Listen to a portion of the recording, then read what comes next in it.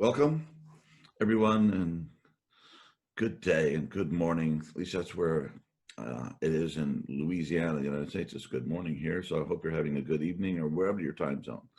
And we're back for our weekly WeAwake, and we this summer we got this would be a really good idea because we. In our meditation together, and we all got together, we discovered how powerful it is to all meditate. I mean, just group meditation in general, if you've been able to experience that with, at a Zen temple or someplace where people meditate, it's a very powerful field that's created.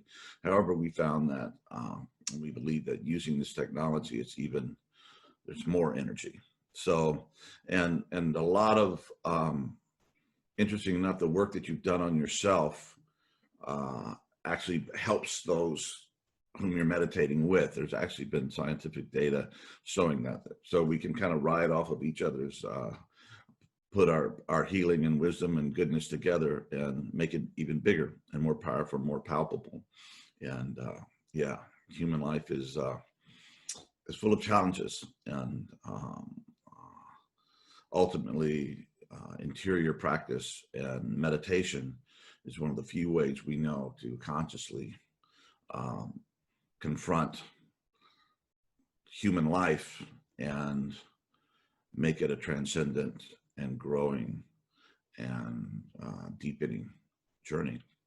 So I have been personally dealing with a lot of grief over the last few years. I lost both of my parents, and so grateful I had them for so long with me. I had really good parents, and all of my stuff is mine. I can't blame it on my dysfunctional parents, as some of us present might be able to. But it seems that some of the people with the worst parents turn out to be the best. So you can't ever work that out. Anyway, my parents, so I lost them. I was grieving that. And then just a couple of weeks ago, I lost my dog, Lucy, who was, I don't think it's possible for a human and a canine beast to have a more loving, connected relationship than I had with Lucy for about 12 years. So I'm feeling that and being sad, just being bloody sad. I don't even know if it's even depression. It's just grief, when the beloved is gone. And that leaves this huge empty spot. And what do we do with that? And a year or so ago, I reconnected with a friend of mine from when I was in high school. And we hadn't talked in 50 years. And he's, become a very successful doctor and just had a very interesting, good life. But when I was visiting him in his home, he gave me this little funky New Testament that I had left with him when I left home. And it was his New Testament they gave me, and I scrawled in it in 1967. And I actually started reading it when next year, 68. So I was 12 years old. And I got to the 5th chapter of the Gospel of Matthew, first book of the New Testament. And I got to the Sermon on the Mount, which is probably the most famous sermon in history. And it says, Jesus says, and seeing the multitudes, he went up into a mountain. And when he was said, his disciples came unto him, and he opened his mouth and he taught them, saying, blessed are the poor, blessed are they that mourn, blessed. And these words in my little mind, and I'd grown up Catholic, so Catholics are not big on scripture. We do sacraments and we do other things, but scripture's not a big part of it. We kind of hear it a little bit mixed into the words that accompany the mass. And anyway, that started my first big revelation of spirit, that spirit was real, and that this thing called God wasn't just a big furry guy up on a throne, that something had something to do with priests and popes and all this stuff. It was actually a lived experience, and that experience was one of divine love everywhere, just penetrating everything. And I didn't have anybody to support me in that initial opening experience. And so anyway, it just kind of festered there. And I kept looking for that. And it led me to many adventures and misadventures on my path. But anyway, so this morning I was meditating. And again, I'm just being present with grief and loss. And, you know, it's like, we often don't want to do that. You know, we'd rather just like cut ourselves off from our pain because it doesn't hurt as much, you know, and you're a little more functional. So it's the old, the image I get of John Wayne in one of these movies. He gets an arrow, right? He breaks it off, carries on, you know, and that's the way sometimes we do. Men particularly like to do that.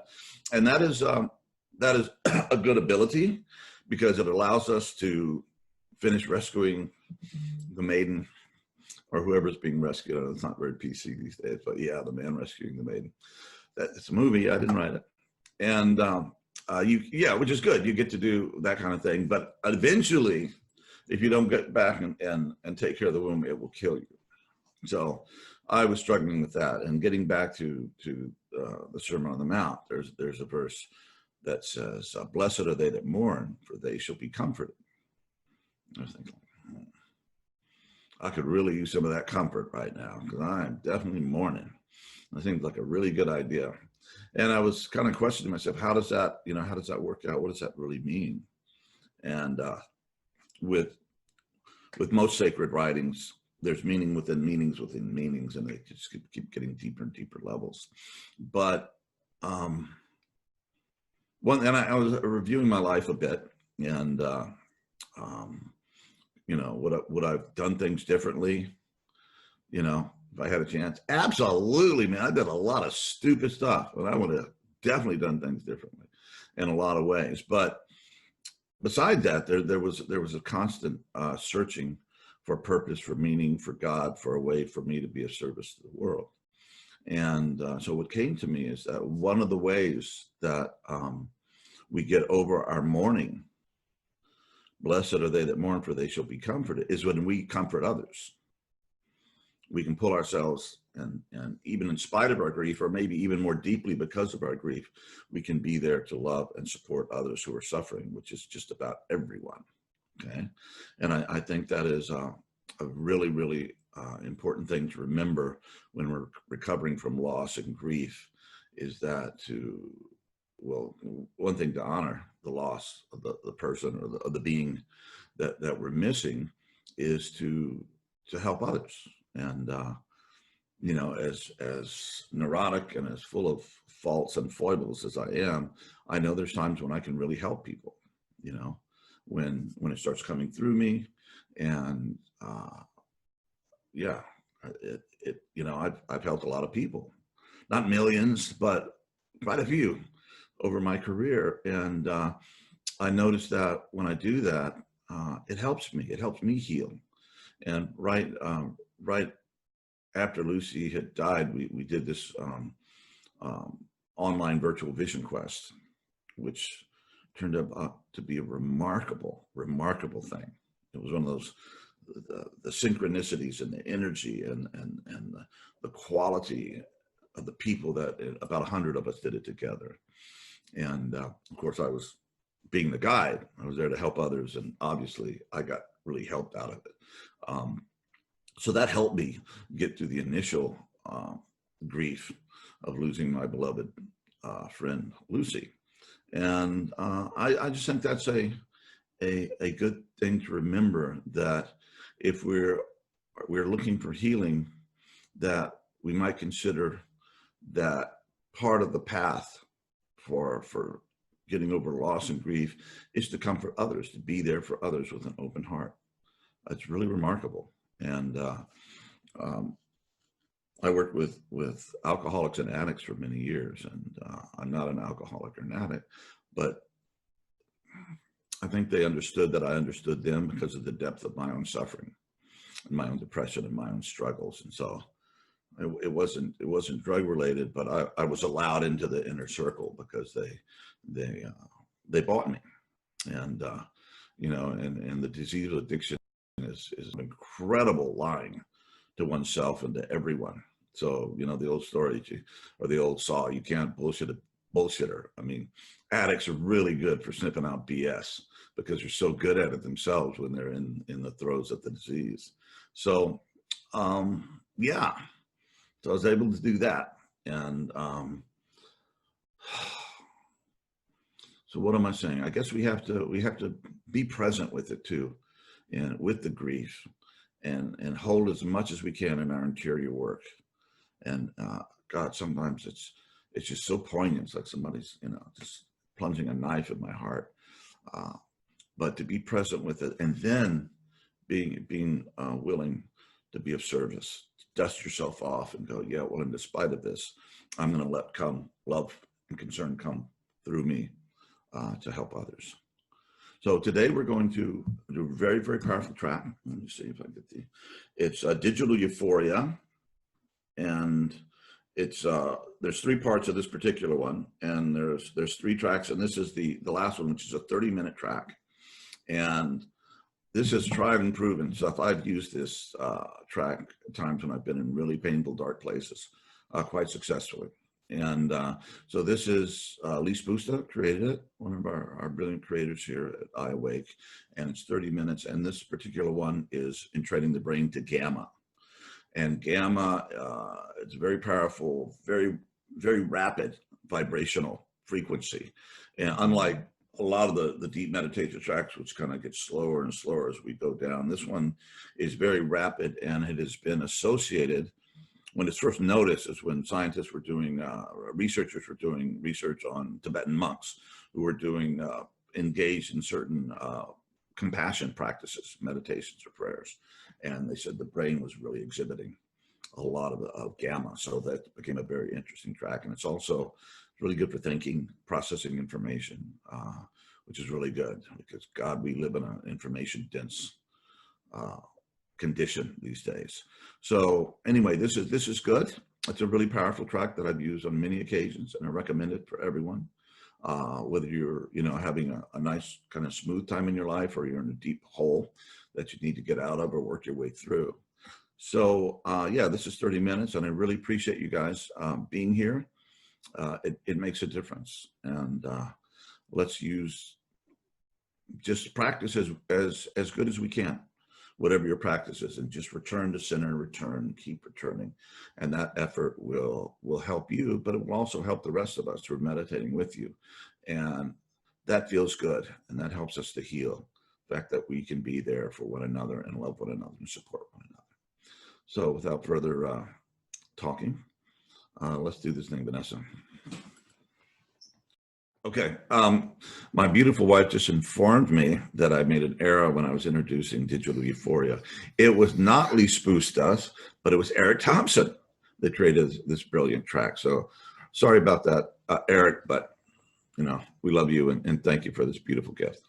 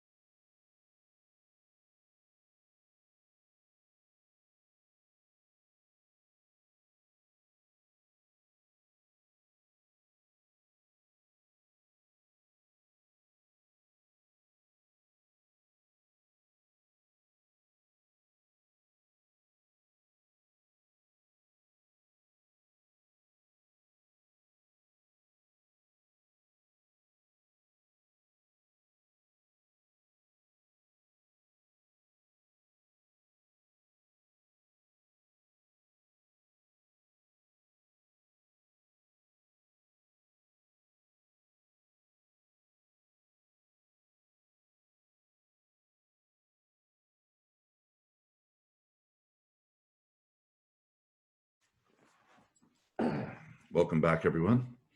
And thank you for that.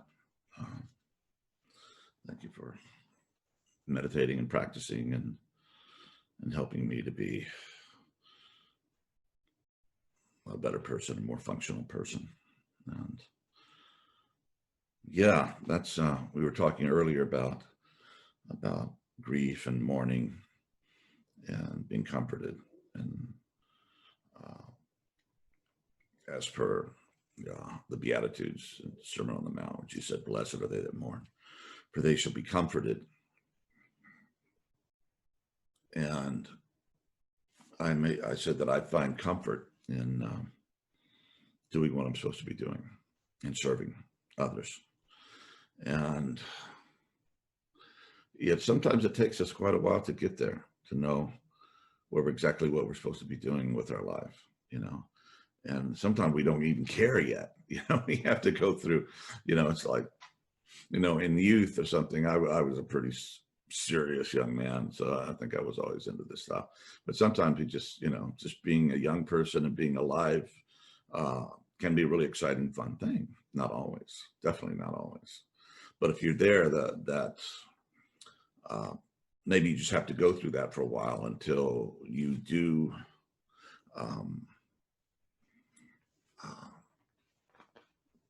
do what you need to do to get to the point that you're realizing that you need to make more.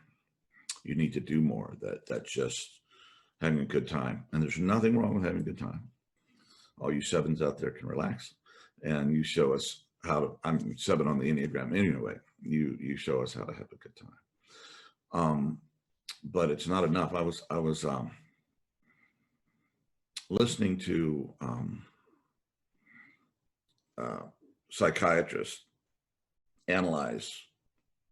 Was it Jeffrey Epstein, the pedophile and sex trafficker, and all of this stuff, who hung himself or was murdered in prison?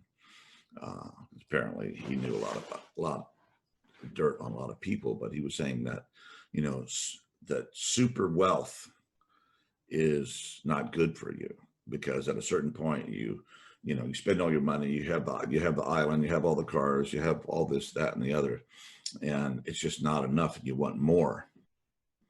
And so then extrapolated from there that the type of person that Epstein was, he went on to just use young girls as tools for his gratification.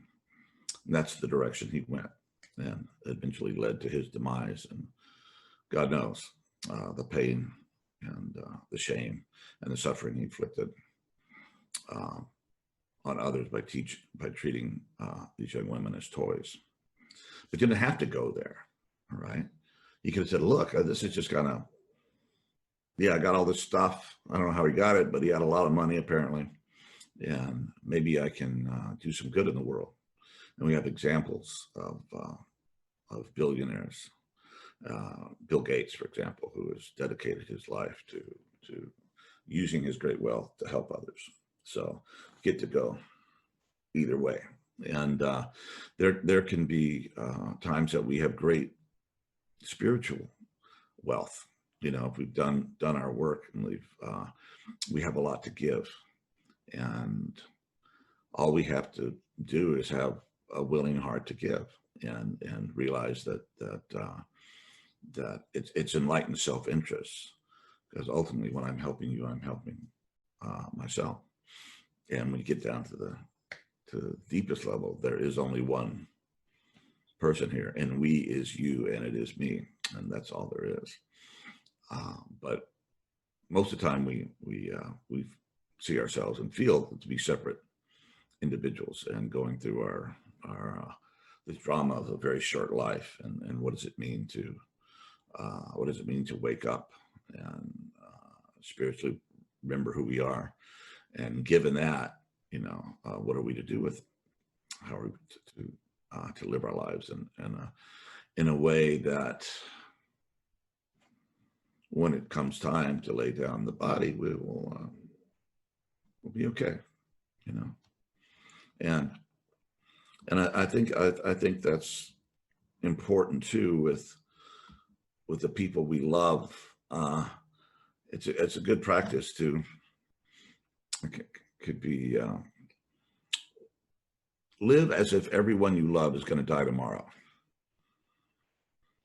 How would you be? Well, I think you'd be very loving and very kind, and you would make sure the things that you needed to say were said. Okay. And I did that with my parents before they passed. There was nothing I held back. And 97% of it was good. And just expressing my love and my gratitude for having them as parents. And they saw that. I mean, every day I was there the last couple of years, I lived with them, and I was there to serve them. And because whenever I had been in need or was crashing and burning from my latest misadventure, they were always a presence. They were always there. Their door was always open. And in one instance, I actually used that to get my life back together and try to do some healing so I could get back in the world and continue my work. So, yeah, that's a good thing to hold in prayer and in meditation, which to me is over these years of practice, have become largely the same thing. We learn to meditate so we can still our minds and shut up so we can hear God, experience God. And that can be just the presence, experiencing that, or it can be very specific insights and whatever we need to know. It can even be, it can even be intellectual breakthroughs, but we have to get to the point where we can still the mind down so that which is important can come through. And that's what we do with these practices. And that's why it's so remarkable that we have this technology that just helps us to get there, helps us to be much more effective in our interior practice, which means we can be much more effective in finding out who and what we are and living a life of service and giving back. The most important, one of the most important, if not the most important thing that you can adopt in life is an ongoing transformative practice. And that will help you in everything you do, okay, or don't do, keep you from doing what you're not supposed to be doing. As you strengthen your soul, you're strengthening your connection to the divine, you work out your shadow issues, and they keep bubbling up, and sometimes there are individual shadow stuff, or sometimes it's collective shadow stuff. And it's also collective light shadows, goodness, okay? But all of that is revealed in an interior practice. So when I think we realize how essential that is, it definitely helps most of us to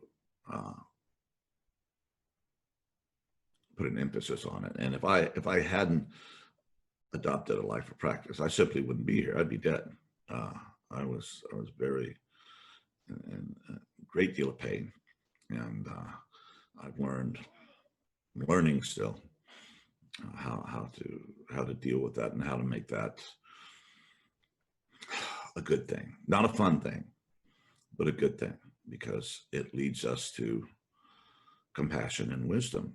And when we do our own inner work, and if you're as flawed as I am on so many levels, it also teaches you compassion, because when you get down, you see all of your stuff, and wow, at some point you have to do the self-forgiveness so you can move on and become the person that you need to be. But it also helps us to be more kind with others, and to be able to react in a way that is skillful and with wisdom. Sometimes it's tough love. Sometimes love is the sword. Other times it's the embrace. And we have to know that. And again, the interior practice, we become more skillful, and we can be more honest with ourselves when we do something right or when we're going off. But I think with interior practice, it helps us. It's like looking at your compass. You know, when you're moving through the desert, you keep aligning with magnetic north to make sure you're moving in the right direction. And that's one of the things that that we can develop from this interior practice.